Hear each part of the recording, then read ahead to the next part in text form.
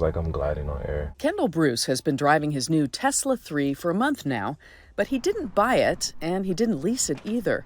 Instead, he subscribes to it. When I think about subscriptions, I think about Netflix. And I'm like, oh, that's easy. So it felt light and it felt easy. And that's what really appealed to me. The service is offered through the Santa Monica-based company Autonomy. You pay for the car month by month with a 3-month minimum.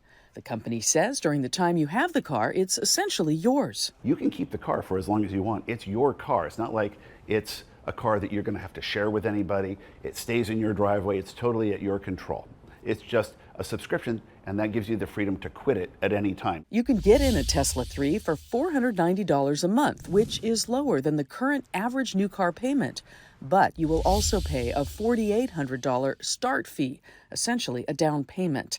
You can choose a higher monthly payment, which will bring down that start fee. And you can put it all on a credit card.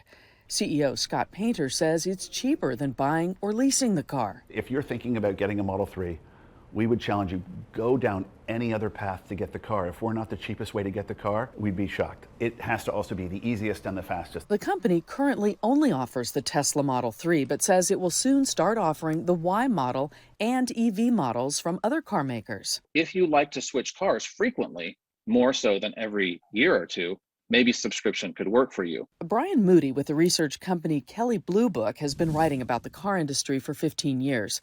He thinks subscribing to an EV could be a good idea, especially if you're curious about electric, but you're nervous to commit long term.